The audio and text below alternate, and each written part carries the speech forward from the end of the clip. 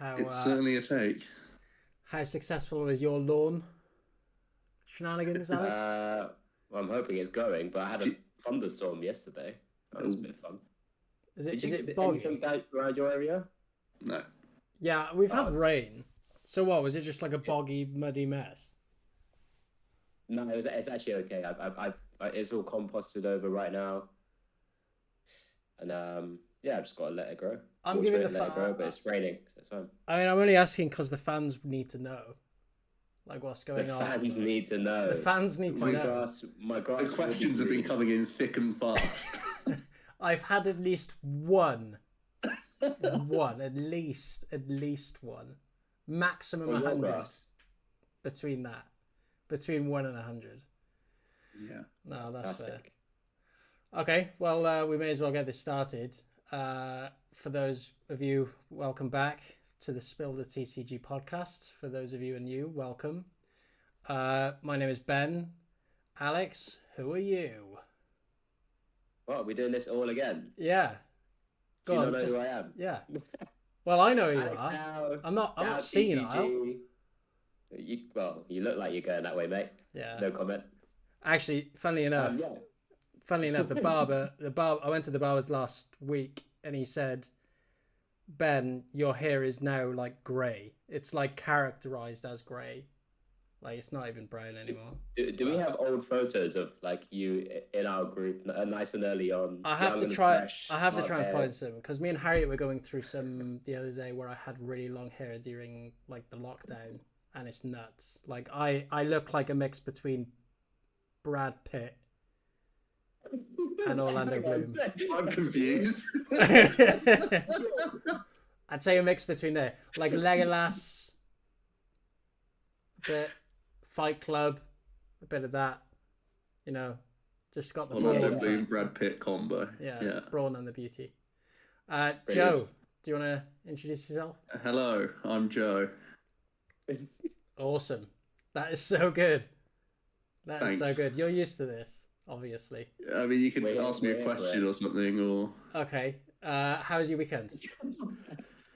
It was alright. I didn't do too much Pokemon related, to be fair. Mostly kicked back on... I've had like a small hiatus, actually, the last like 10 days. It's been very strange for me to just not have the motivation to record. Very odd.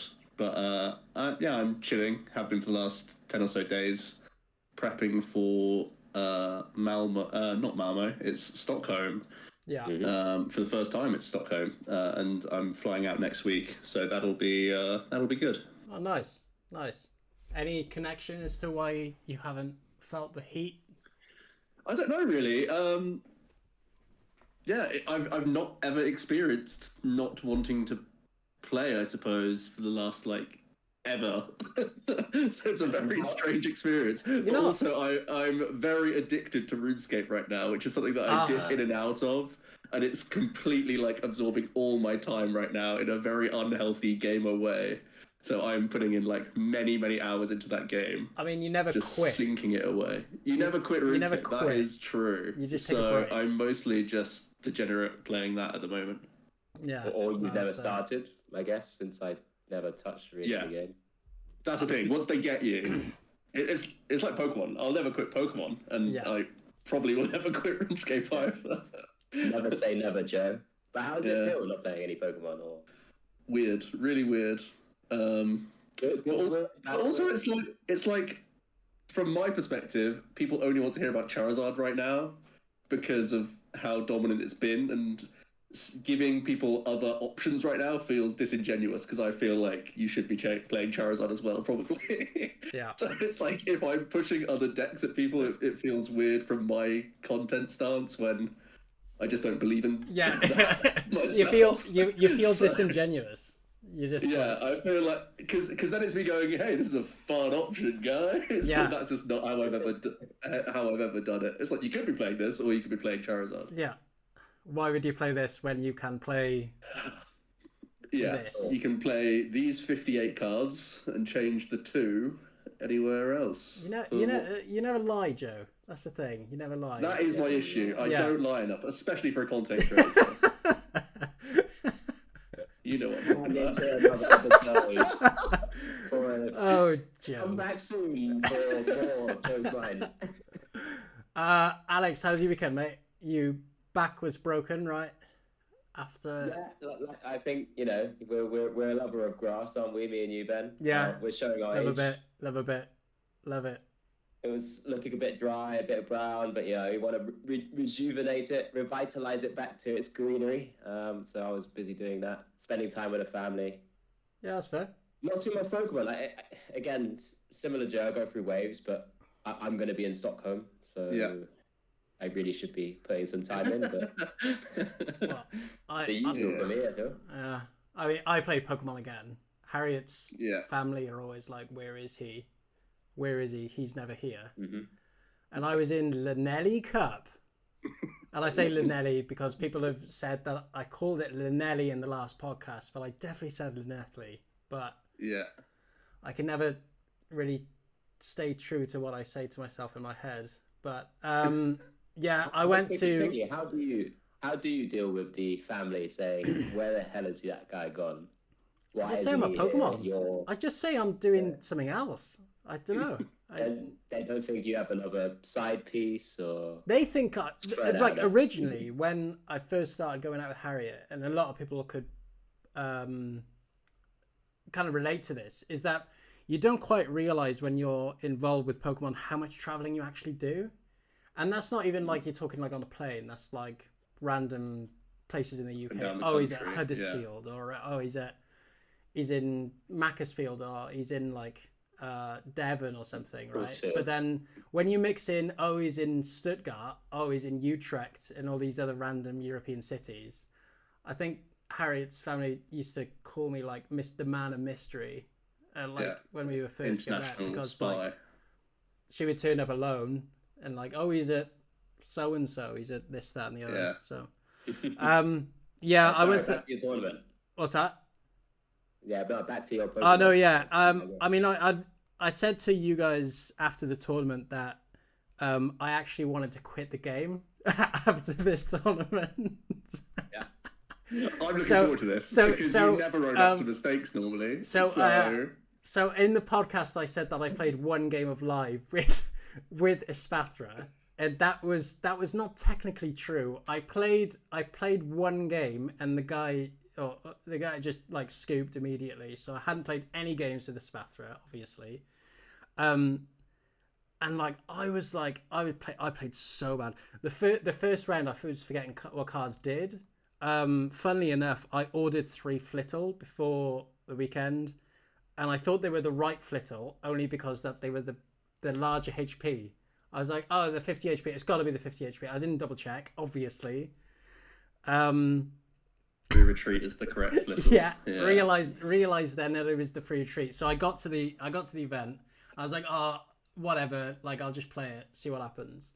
And I saw that they had bulk, so I was like slamming through that bulk. I was like ripping through the bulk, and I was going through all these random like psychic mons. Obviously, found the 3 Flittle. I was like, can I change my list? Can I change my list? Yeah, change it. Anyway, first round, I'm like, right, okay, I've got my pieces here. I've got like Xatu, evolve the bench Flittle, clairvoyance, draw, evolve the Flittle in the active. It was one of those days. It was one of those days. Anyway, obviously lose that round. I could have got back to it, but obviously not. And then I said to the guy afterwards, I was like, oh mate, I'll be honest, that was probably the worst I've ever played, like hands down. And he went, yeah, you were doing, you were doing some stuff that I was just like, what? I was like, yeah. Wow. I was like forgetting what cards did and everything, but it's just one of those days. Good. Yeah, so really successful. why Elliot went away with a win. Another good friend of ours, Glenn, came second as well. First time second, so overall successful. But yeah, not for me. Espathra back in the bin.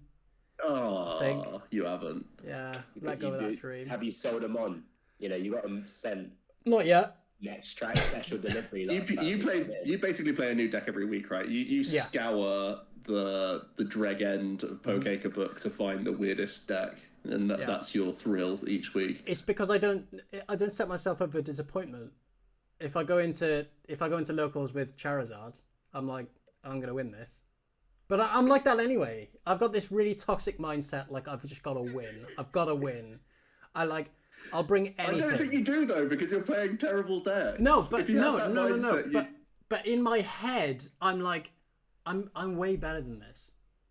And I'm like, and then, but everybody around me is like, you're bringing a Spathra. Like, what are you expecting? And I'm like, this is brutal. Like, I should be playing way better than this. You know what? Like, it's that elitism like mindset that you have, I reckon. Ooh, that's a buzzword this week.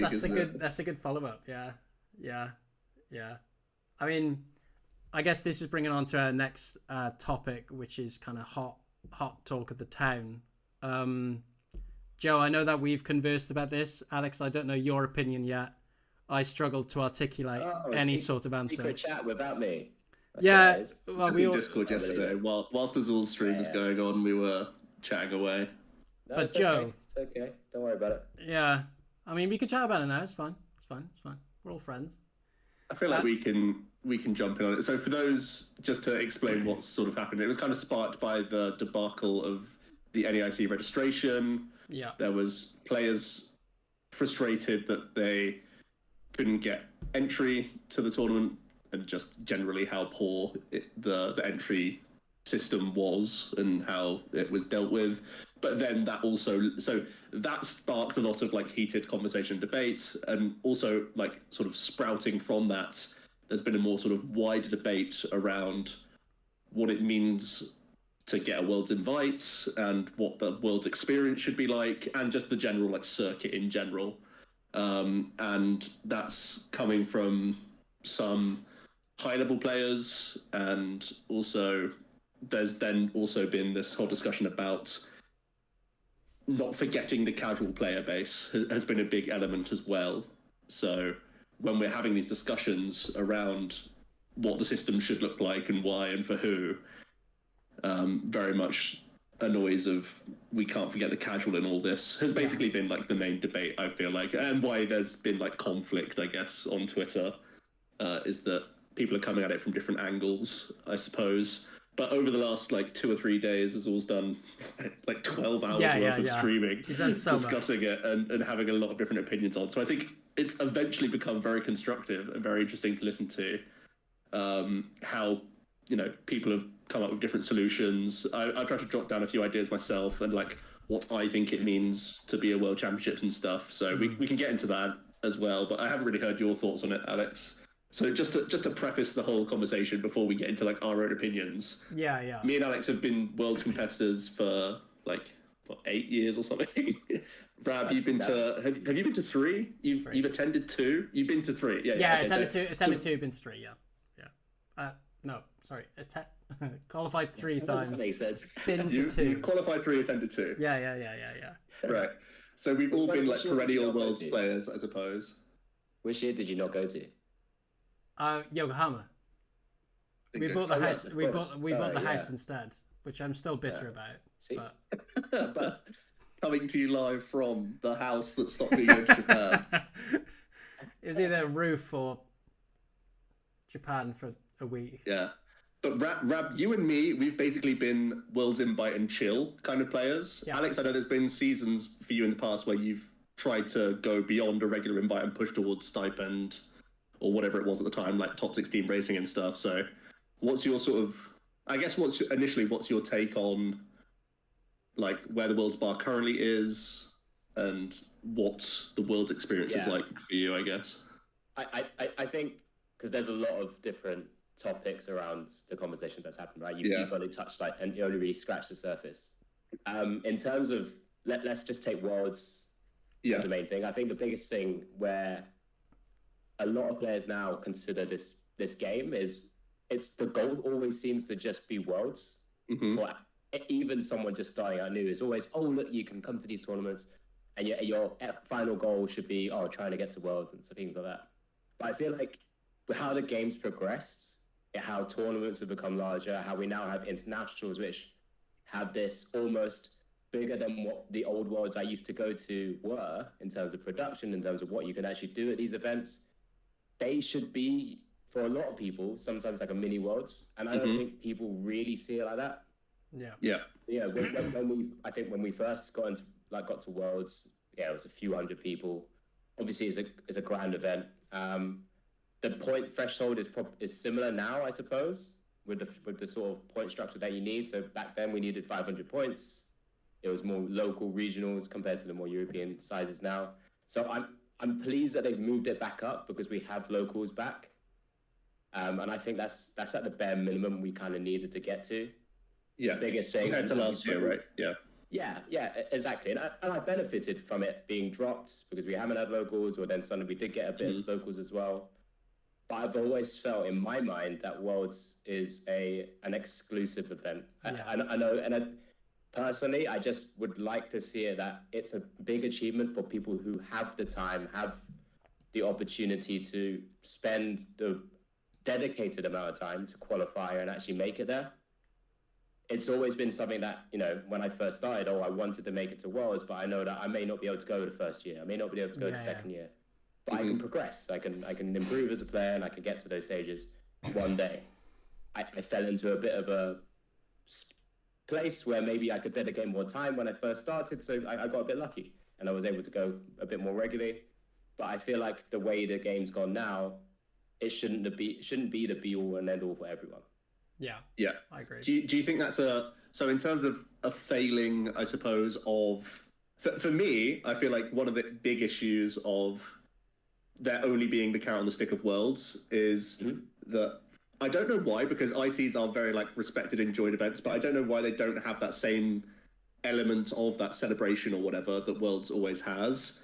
But also I feel like the fact that championship points are essentially fairy dust if you don't hit the exact bar, I feel like a very easy and elegant solution would be have below invite thresholds of championship points that give players very real rewards, be it promos, playmats, whatever it is that we sometimes have scattered into other tournaments.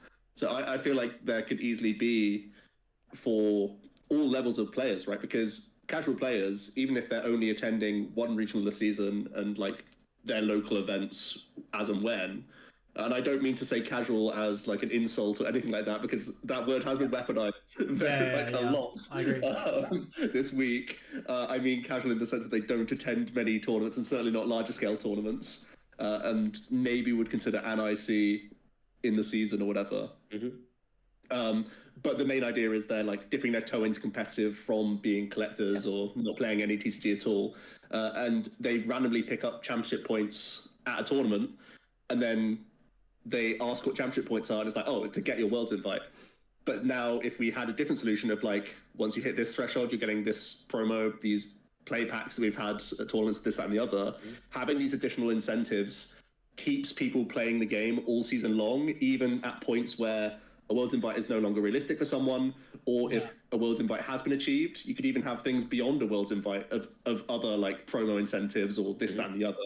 So I feel like there should be more staggered points so that it's not just hit this bar, nail on the head, that's you done. And if you fall 10 points shy of the invite, well, sucks to be you, I guess. So that's one of my biggest things that I think could change to make it not so all in on almost an identity of I'm a Worlds player or I'm not a Worlds player based on that. I think that's one of the main toxic traits that the community has right now, and sort of labeling yourself a Worlds player or not seems to almost be a pass go collect 200 type thing.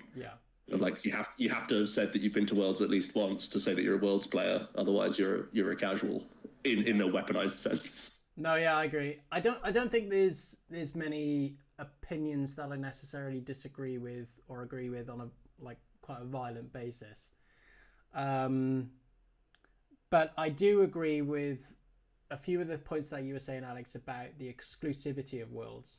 I was chatting to Joe about this yesterday, and I've qualified 3 times, the lowest amount out of us 3. And I see those bars that were previously reached, 250, 350, as now being extremely low. and way too accessible. Just for the audience, what years were those 2 bars? That was 18, 19? 20. No, not 20. 19 and 22. 19. Yeah. I see those bars now as extremely reachable for the majority. I know that CP thresholds have gone down, and 500 points I guess is quite relevant to that number still.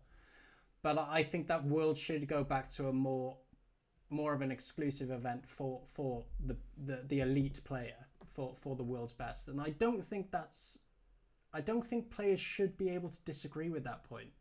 I think that the World's invite should be a massive achievement. I don't think it should just be a bar that everybody has to reach at the end.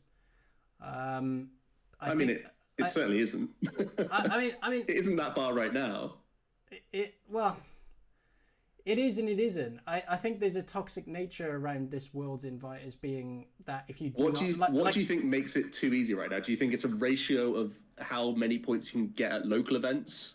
Because just to throw it out there, a US Masters invite, 65% of that theoretically could come from locals, and in Europe it's even more. 78% of your invite could be achieved just from local events right now. Do you think that percentage is too high, or do you think that the scale down from regionals is too low, and it should be higher payouts the higher placements you get now, or do you think that there's too much on ICs? What are the levers we need to pull to make achieving a World's invite feel better, or reward? In your opinion, you want to reward higher placing players, right? To get their invite more easily. I still follow the point that I made previously, which is, well, I know the audience doesn't know it, but my point was that my point was I'm struggling to articulate it all the time. No, my point was you struggled more yesterday. I struggled more yesterday, which is saying something. But I think locals are way too OP for CP requirements, just in general. I saw a point being made on X quite a while ago, because my original point was that I think that best finish limits for local should be 4, and I think the best finish limit for local events should be 8. The threshold for the amount of players should be 8, not 4. You mean there should be a minimum amount of players? Yeah, should be 8 in each divisions, or the total? Because just for masters, I guess just for masters, and then maybe 4 for seniors and juniors, because I know that they can play with. Well, 4 for seniors and juniors is a lot. Oh no, it's every. I've been to so many tournaments where it's been less. Yeah. Oh yeah. And the point that I saw on X earlier was that in Japan, you're only allowed to attend 4 local events to go towards your invite. So almost having a play point cap. That I think that's also a really interesting space. A play point cap is a great way of also creating a situation where Worlds is more prestigious in that you can only attend a certain number of things. So it's almost like a reversed best finish limit in a way, because best finish limit, you can keep going and going and going and going and going until you get the absolute maximum. But having in this, for us, it would be a play point cap for locals or for regionals or I don't think they need a cap for regionals or higher level events. I think it would only be for locals. But it means that you have to be attending these events with a very competitive mindset. And do we actually want that for locals? It's also a debate of is that what we want locals to be? It's the premier event, right? But it is also it is also in the grand scheme of things one of the best ways for a casual player to organically learn about the circuit to then maybe start attending regionals and ICs. I think so.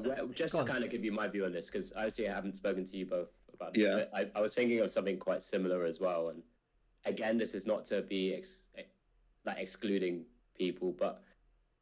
By the way, I think it's completely valid to say that you think World should be more exclusive. I don't think that. Yeah, I don't think anybody should be able to disagree with that. So what I've been thinking about a little bit, and I don't quite know how it's structured, but I'll start throwing out ideas out there. But similar to how you mentioned a play point threshold to sort of count towards your invite in terms of what points you get, but rather than it stopping you from continuously going to local events, because I feel like that's what would happen, right? And that's the last thing they want, actually. Yeah, the last thing they want is people not allowed to attend. Exactly, that's kind of what we see already, right? We see the more middle to late cups just drastically drop in number. We saw Daventry, which typically had 30 to 40 people at a League Cup, very competitive, good fun. I think it was under 10 at the last one in Masters, which is crazy. But what I would want to see is something like those play points that you can get at cups, maybe just to kind of encourage you to continuously playing throughout the season, give you a bit of has to be like a minimum entry point into maybe a larger tournament. I think almost like for ICs, quarterly play points sounds a bit rough because there are times when you can be busy throughout the year, and I think that's a bit rough. But I think, I don't mind a season-long play point threshold, especially getting to like NAIC and EUIC. There's been enough months in the year that a certain number of play points need to be hit. That's what happened back in Nationals. You had to have a certain number of play points, which essentially just meant you had to attend a certain number of tournaments. And I think that could alleviate the insane numbers that we're having at some of these tournaments very slightly. Yeah. I think but that is also go on. It's I was gonna say, even if there's like a period where you're busy. I mean, Ben was busy this past year, so hasn't been able to attend. That was a mixture of busy with other priorities. That happens in life. But if you could keep up an average in a quarter of play points, a certain average, maybe something like that, so just to kind of incentivize players to keep coming. I think it needs to be coupled in with like rewards as well, but that's another whole debacle and debate that we can go into. But something just to kind of encourage players back, because we've just naturally have lost. In the UK, we talk about it a lot. We have hundreds of cups. It's a great minefield to be available and start playing across in the UK. We're actually one of the best local. Is crazy. I mean, I've been to a cup with 4 Masters. It's weird. Feel great. I barely get any testing in myself. No. It's strange for me because I think playmats do a pretty good job of adding incentive, and play packs, which they've recently introduced. These are all great things to keep you coming back throughout the season.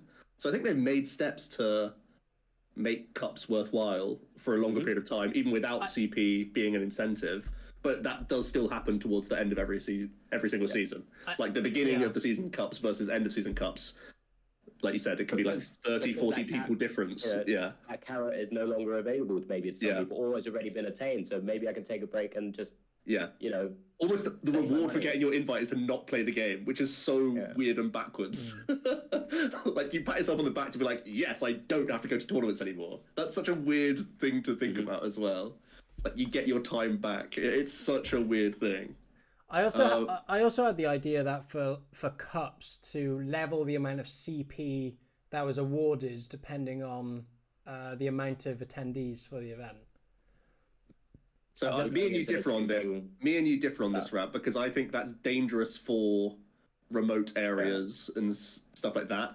But clearly, it's not fair that someone can play in a 4-man cup and earn the same number of points as people who have to cross borders to go to cups, which is the case in Europe sometimes, to hit like 80-man cups that are multiple IC top 8 players attend just to be in a cup. The comparison that people always make is the Netherlands, right, to the UK. Yeah. So the UK on average, I mean, this season I've seen so many cups just hit 4 Masters or 8 or it's just in those lower numbers. Towards the start of the season, the thing is, we're in the most unique case because we have probably the easiest access to cups that are all within like an hour radius, like wherever you are up or down in the country.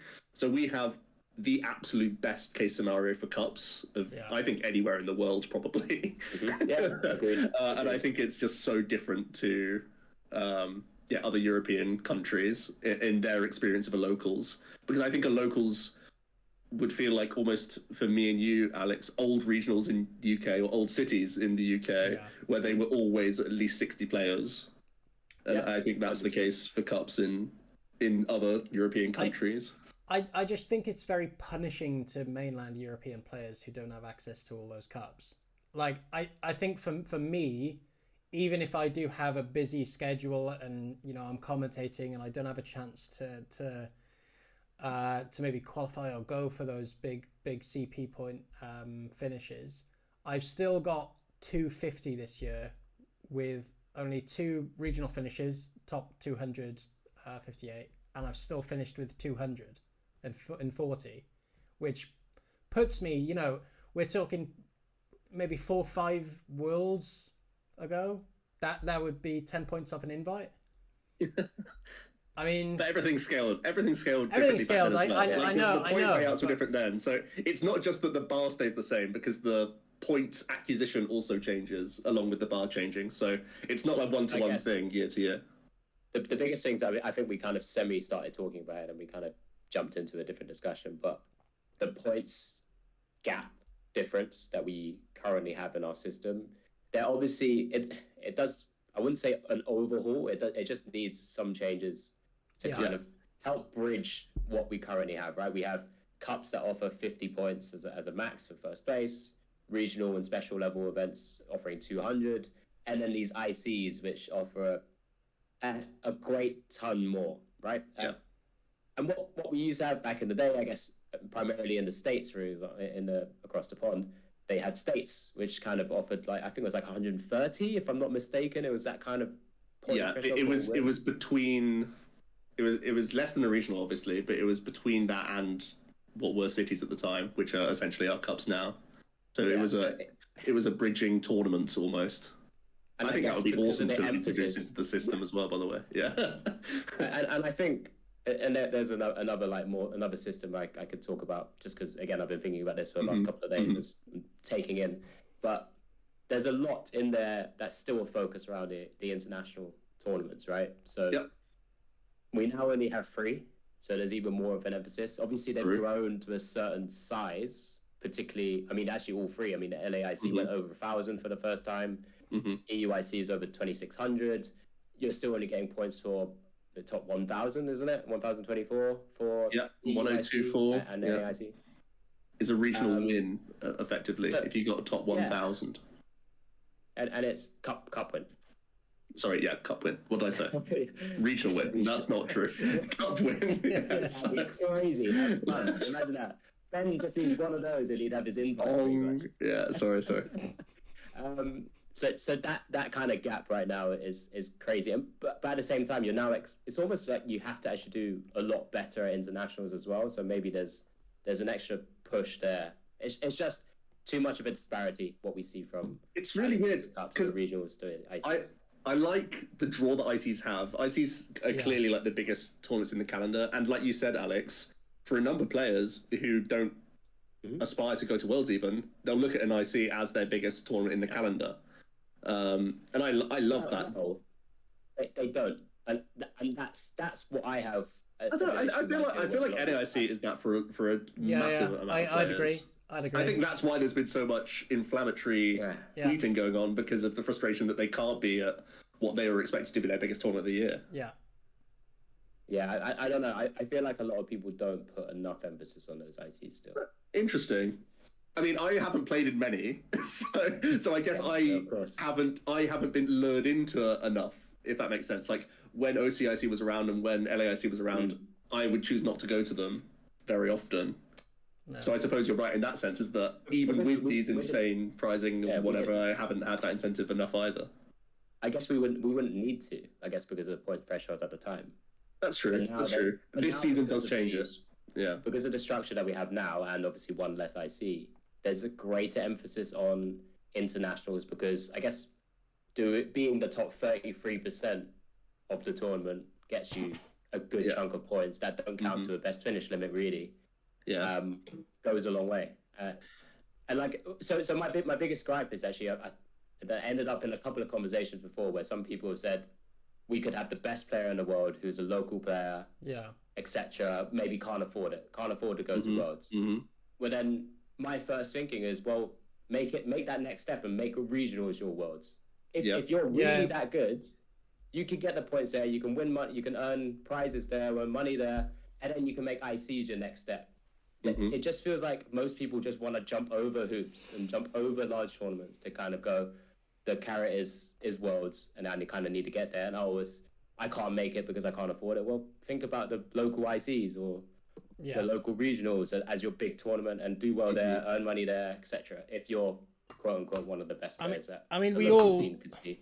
I mean, we all know the lengths people will go to get that Worlds invite, right?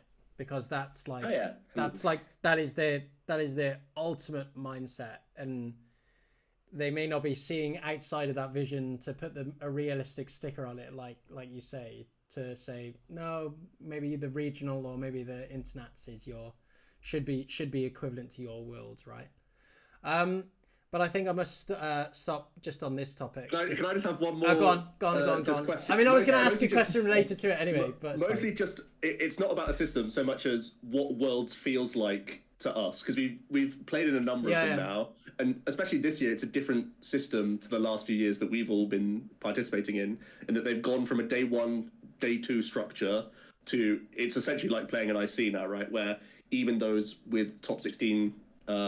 in their region, they only get a round 1 bye, which is a very, very low reward for the amount of points gap that you can have facing someone round 2. So my take is that I think there were issues with the day 1 and 2 system in that day 1 players get this season-long carrot on the stick, but ultimately your chances of winning Worlds is still minuscule because you essentially have to have a busted day 1 run of what would be equivalent to like harder than an IC day 1 run, because you're always up against high caliber or relatively competent high caliber players, right? At least dedicated players who are very engaged in the game and know what they're doing and will put time into that tournament. So you have to have a really good day 1 run just to enter the real tournament of day 2. So I thought that was kind of toxic, and I've had Worlds where it's almost felt like a hollow experience because I've enjoyed everything around the World Championships. I've enjoyed traveling. I've enjoyed being with a great friend group. I enjoy the experience of Worlds, but the actual tournament itself feels really hollow because you have a very, very low chance of doing well and actually having that experience. And the real tournament is for the day 2 players, which that's your elitism debate right there. Should it be the case where the most consistent, most dedicated players actually have the chance to win Worlds? Or should, as we have this season, it be even the most dedicated players throughout the whole year, they basically have no difference to the people who got their invite and chilled or just scraped by, especially with the amount of locals that you can get with points this season, that you don't have to be that fantastic to actually have a chance of winning the World Championships now. You still have to have a great run, and anyone can have a good tournament run, but you can change your entire focus to be like, okay, I hit my invite, now let's just focus on the World Championships. And you can do that for like 3 months now, the amount of time that we have to look at like Japanese scans and stuff. You can do 3 months of testing for one tournament and just spike that one tournament and win the World Championships. What's your take on, firstly, like your feeling of previous Worlds for yourselves? Alex, you've done a day 2, you've been a day 2 competitor as well as a day 1 competitor, right? So yeah. So I want to hear your take as like someone who's been a day 2 contestant as well as a day 1 player as well, because I've only experienced it from day 1 schmuck standpoint. Compared to the new system, because I think this year it's massively beneficial for day 1 invitees in the past, but also doesn't really reward the very, very hard grinding players that TPCI clearly wants at ICs and regionals. They want these heroes to be there, to be the poster boys, because it helps grow the game and organically like create conversation and give people role models to look at and stuff. So it's clear and evident that we also need to cater to the very high top percent, as well as having the general Worlds invitee player to have a good experience at the World Championships. I rambled a lot there, but I think it's a really interesting topic of what Worlds is and should be. Yeah. Go on, Ben. You were gonna jump in there anyway. I mean, whenever I've gone to Worlds, I have like an out of body experience in round 1.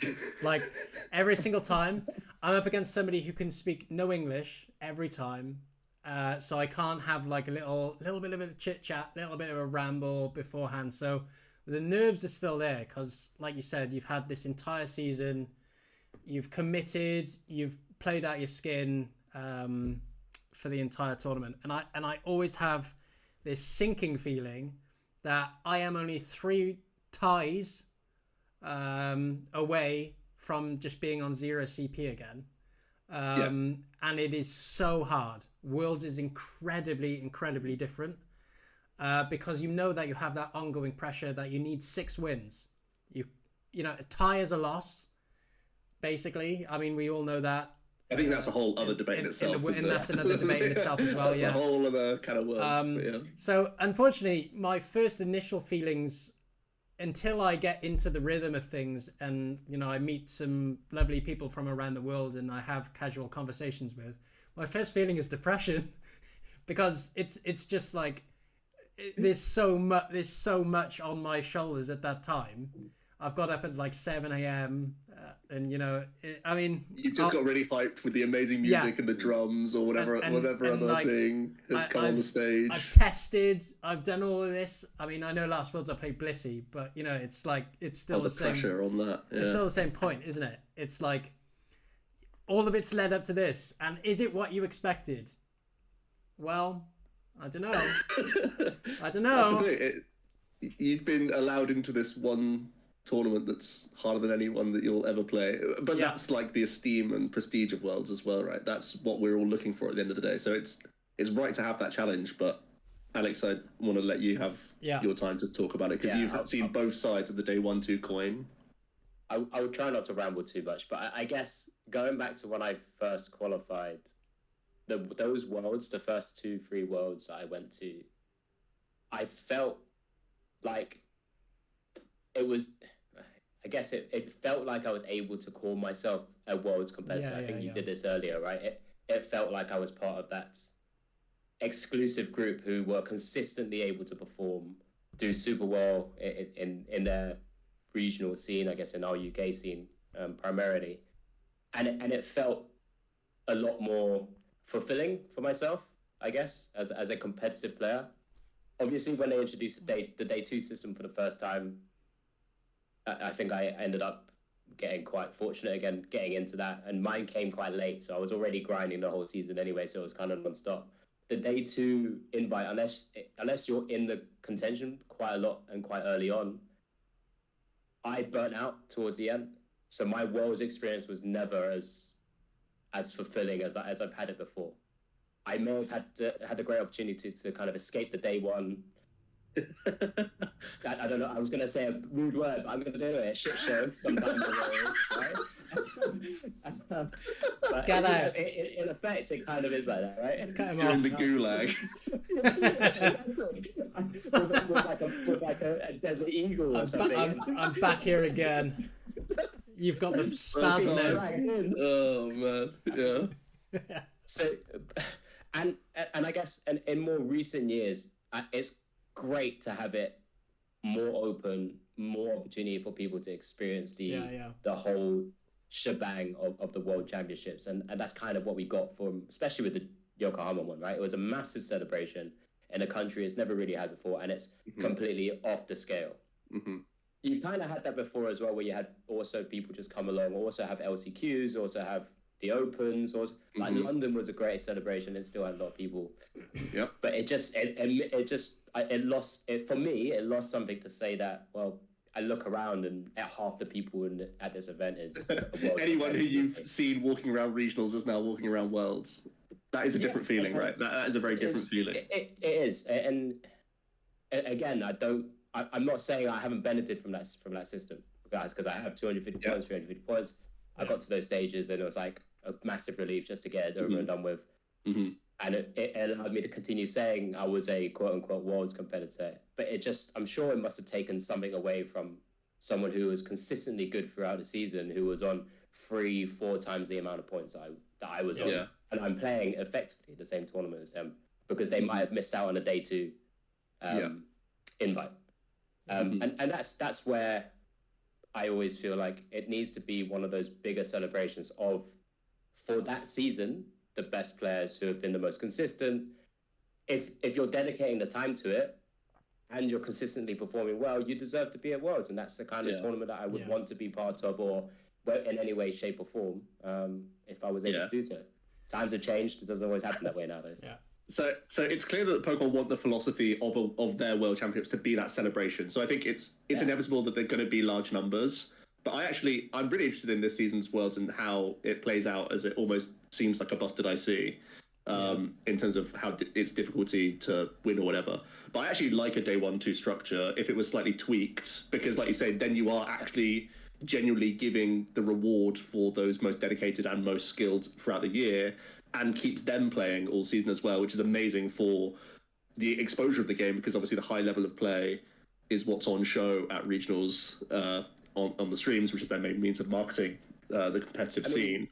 Azul doesn't play any locals, right? No, exactly. And what a shame for some people to just be like, to have unfortunately not have felt, because Tor does play the odd local every now and then. Maybe it's not always in Europe, but sometimes it's in the States.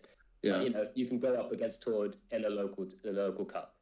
That's it's a great feeling for someone who's relatively new. Might be a bit daunting at first, but I mean, generally everyone's quite nice. It's a good community. Yeah, it's fine.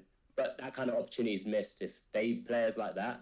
Maybe not always. I mean, Azul is a very, very.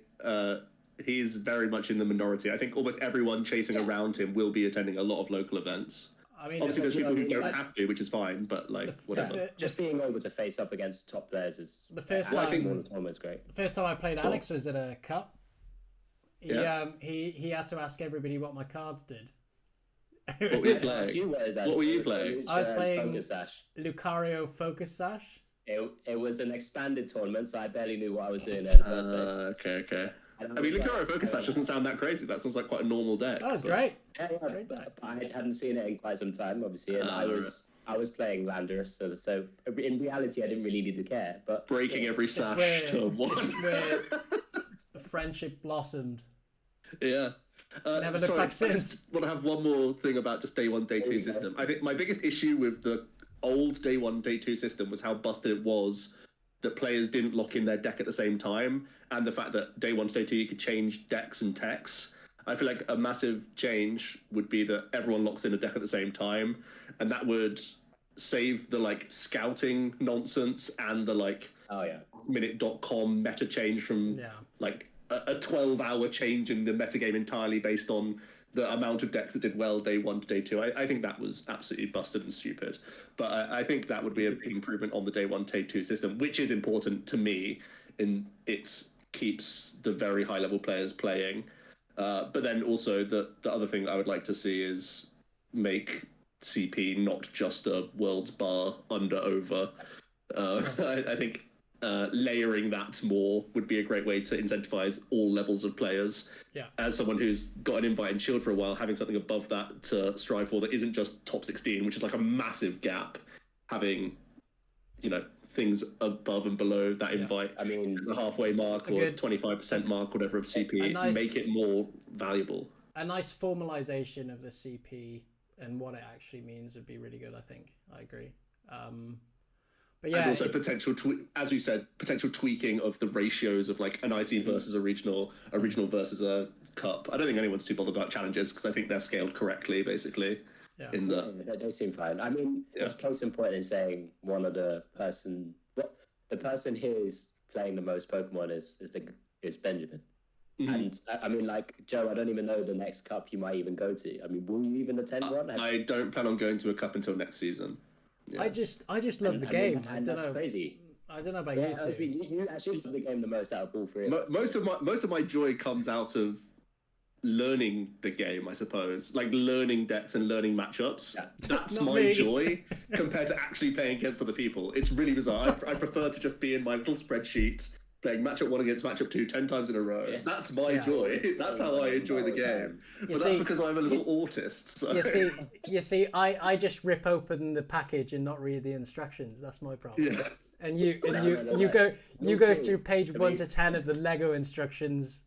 Yeah. Consecutively. I'm straight to how do you win? That's a good point. So Joe has the spreadsheet. I'm already in bed, and then Alex is waking me up asking me how to play the deck. And that was Liverpool regionals. There you go. I think we were a bit rambly, but I think there was some good. People could maybe take a nugget or two from there. I mean, I was speaking absolute tribe, but I don't want to deter anybody from getting their World's invite. I said to a good friend of mine recently who was like, I don't know if I can be able to go to Hawaii. And I said, mate, the achievement of getting the invite is a bar in itself. Getting to Worlds is another thing, but hitting the CP requirement is in getting the email. That's it's the classic trust the process, and it's all an experience, and it's going to help you in future years, and this exactly. that, and the other. And that's the sort of that I think that's where a lot of my struggle is with this, because. And I just think Twitter bios need to stop having your CP threshold in your name. I want to kind of have. That would be a good step for elitism and toxicity. Yeah, I want to have the last say on it. I think that Alex Howe, 270, whatever it is, 300. Where are you at? 400. The invite should be formalized, and I think the mindset around achieving it should be changed. And I think we should all have a more open mindset as to what we want to achieve for a season. Or what if we just took out everyone's names from Twitter and only put your CP there? So then we can also value your opinion as you genius. type it. That's all. What do you think of that? Yeah, let's go. Yeah, good. I think that's where we leave. I think that's where we leave this. That's where we leave this, actually. Next. Yeah. No problem. And only give likes to those above how many points? Yes. Yeah, good point. And followers as well, mixed in. You can only comment on people's posts if you have more points than them. Is that what you're saying? Yes. You can only reply to someone if you have more points than them. You can like it, but you can't reply. You cannot reply. And you can't like quote tweet either. Yeah. Oh, yeah, and retweet. Yeah. Retweet's always so you have... Completely insane. But yeah, I think until then, I think it's been fairly constructive. Yeah. All right, next topic. The next topic is, I mean, the next topic was going to be one thing that we would change, but I think that's been mixed in kind of. We suggested a bunch of different things. Just a tiny. I keep saying it's a tiny point. It ends up being a long point. But I think Nico had the opportunity to actually. This is the problem. I've started him off. Honestly, I've never had this space before. In 10 years, this is 10 years of bottled up, repressed thoughts that I've had. But one of the best things, so Nico jumped on Azul stream yesterday. Nico Alabas. It was Nico, wasn't it? It was Nico. Yeah. And he made a really great point about just the infrastructure of ICs and regionals need a lot of attention right now to accommodate for the insane growth that we've had. And I think that should definitely be a focus for TPCI, as well as the obvious one that everyone thinks, which is communication being the biggest issue that TPCI struggles with every year. And I think those are definitely the biggest things that need changing, even though we've just mentioned a ton of potential things in terms of the feeling of what it is for a player throughout the season. There's nothing more panic-inducing than not knowing the information that's vital to your year, essentially. It's clear that TPCI, that was just Joe, not Alex Now with that comment. Just throwing out there. They are not making it this far into the pod. It's so fine. If they've got this far, my God. Bro, they're pressing Control F. They're not like you know. They're watching this times two. They're watching this times two. That's the secret. We listen to pods times two. Is that not a normal thing, Ben? I'm a times two man. I'm a times two. Harry thinks I'm crazy for watching things times two. We went for a baby. Spotify give you more than times two. Yeah, you can go faster. We went for a baby scan earlier, and I was watching a scarifying video on times two. And as Harry was like, "Yeah, here are my notes. This is how big the baby is," kind of thing, and I was just like, "Yeah." The next words were, "Yeah, that's how you did not get a massive." Also, Alex, we need a gender prediction from you. Rab is learning the gender of his baby tomorrow. I have predicted a girl for them. I will predict a boy. I reckon. Yeah, we're getting a little baby Rabioti. It's going to be called Joe either way. It's both genders, so that's fine. Joe. Well, so is Alex. Alex is also gender. Joe, Alex. I think next week we'll do a coin flip. We'll do the 50-50 Harriet wheel. I think Harriet's Don't wake asleep. her up just to take She's asleep. Like that. We're doing a coin flip. Next week's episode. Okay, well, next topic was looking forward, and that is Indianapolis and Buenos Aires special. Indianapolis being a regional. Oh, go on. What? Should we? I was just gonna say, should we make it nice and easy? Should we say Charizard wins or Charizard doesn't? Would that? Yeah. How many Charizards? I think Between the two. between the two. Out of 16 slots, how many Zards? 7. My view. 5, 7. Five, but one of them wins. Okay, only one. I think only one of them. I win. think it'll win one of them. It has to. There'll be 2 Charizards in both finals. Wait, A Charizard in either both. final, there'll be yeah, 2. A Charizard in both. Yeah, and one will win, one will lose. To What what? could Then? possibly stop Is it a Zard? Spathra? Don't tell me it's a Spathra. Please don't tell me it's a Spathra. I'll really kick myself if it is. I knew Honestly, it I was think good. the reason why Charizard's so dominant is that so many other decks are so jank and bad in this format. The more I play other decks, it's just like Champound I feels so actually bad to play. I really like Arctina. It's Just busted! I keep saying it, man! I keep saying it! I was very close to sleeving it up. Yeah, it's really one of the close. best feeling decks in the game. It's so sad. It just so always scares sad. me because I played it when it first released, and like not opening energy is like honestly, it's the worst. yeah, I mean, it's possibly one terrible. of the worst feelings in TCG. It's so bad. But we're playing a card game. There's RNG and everything. Yeah. You have good odds. But Joe, Anyway. I need to win. I'll go 8 Zard, I guess. I'll go highest. Is that more? 50%. Yeah, I'll go 50%. 50. Yeah. Oh, fair I enough. think that's fine. Yeah, I'll go 9. I'll go 9. Oh, 9 actually. Yeah, Just just how like bad? that. if there is a deck to topple Charizard at this weekend's tournaments, what deck do you think will take the crown? I think Lost Tina's likely to win one. Likely. Fairly likely. I think it'll certainly be in top 8. I mean, none of them are better than Zard. That's the problem. Like, That's not the question, Ben. I don't know. I guess Zard, right? Just another variant. New variant. New variant. I mean, you Zard can. done Zard. I mean, you can always rely on a high rolling lost box, I suppose, but that never always comes off. No, just Zard. I'll be honest. I'll be honest. Zard.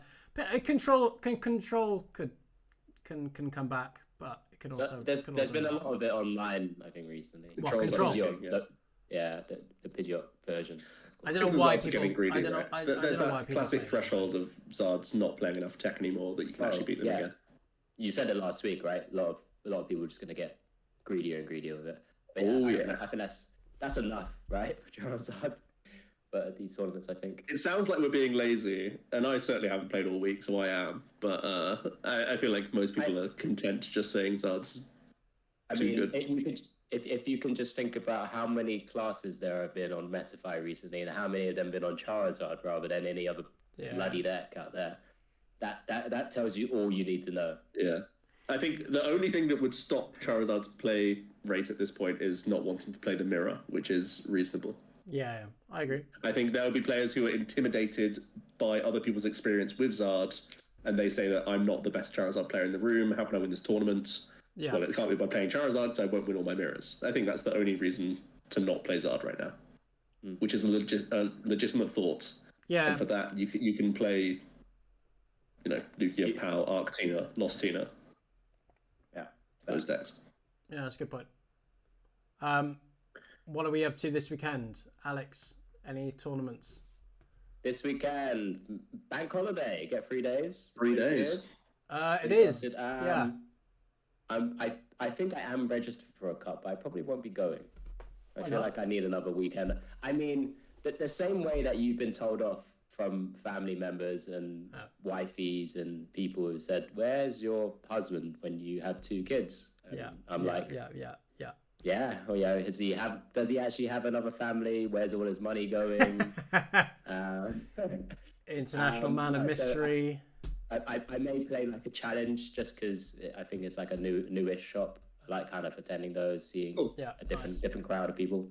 But yeah, other than that, might pay a trip to Legoland or something like that. I haven't quite worked out. Spontaneous Lego. Sieve for some golden nuggets. That's the only thing Oh, I that was remember so- I from was so doing Lego Lab busted when I at was like Legoland. 5. I've Gold actually Rush never been, River. so Yeah. I've actually never been. So it's more a treat for me than it is Mason. Jumping in front of the queue. Sorry, Mason, there's a height restriction on this one, but I'm just gonna.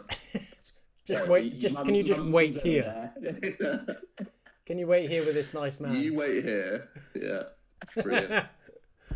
Oh yeah, fair enough. Joe, I got you. Cups coming out your ears. I am back on the content grind after my small hiatus, almost indistinguishable hiatus, but I'm locking Jack here from tomorrow evening, and we're playing new format. So I've printed off all the proxies today.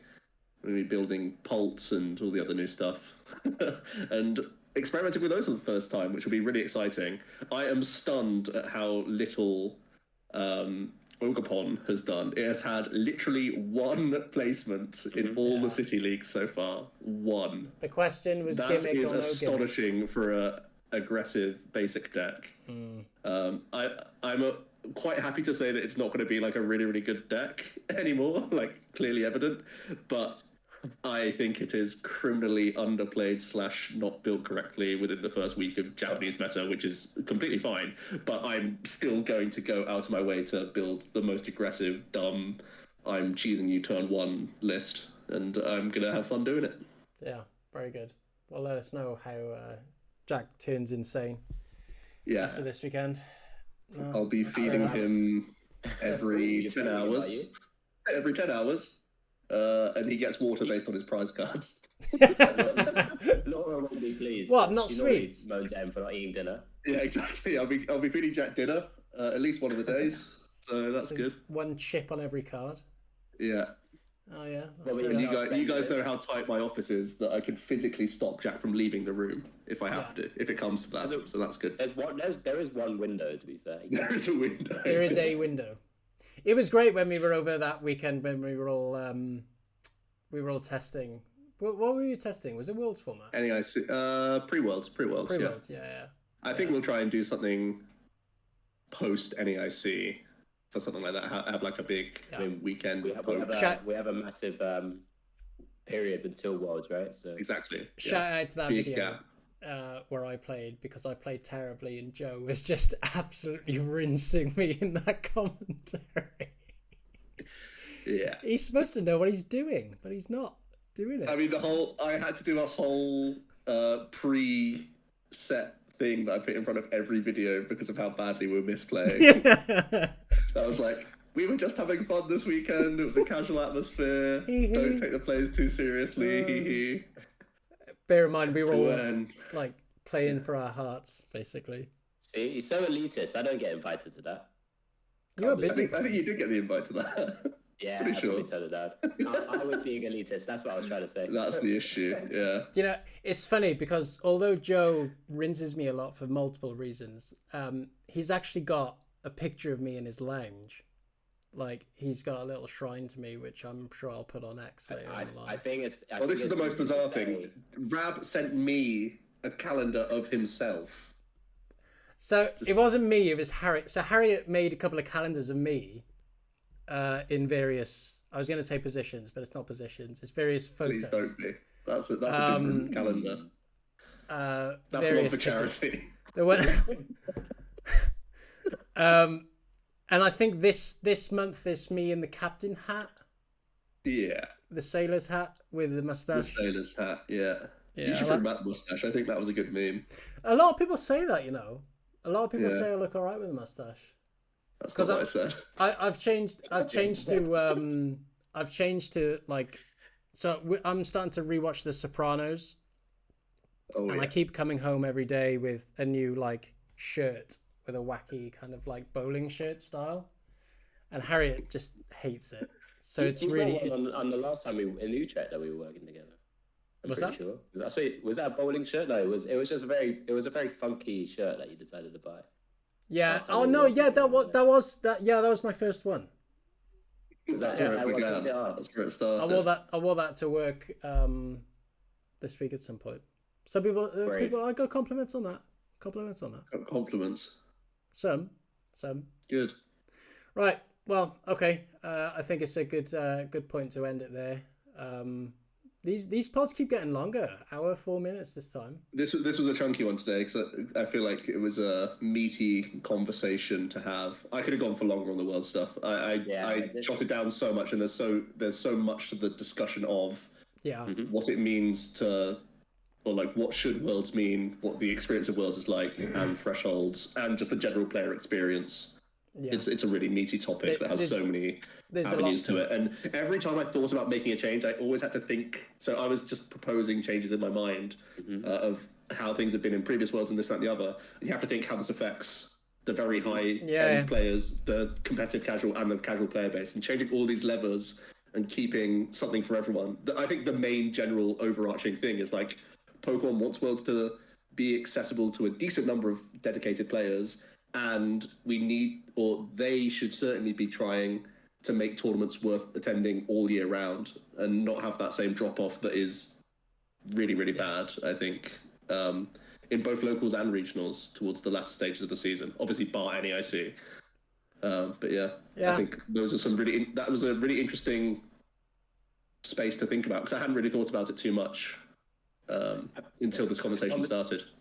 This conversation comes around, swings and roundabouts, like on a yearly basis. This year just so happened to be bigger than before, but that's maybe just with the growth of the game. So that's true. There's no easy solution. Everybody has their own objectives with this. I think a lot of people want to focus on the world's invite, or a lot of people want to focus on how many toilets are in the facility.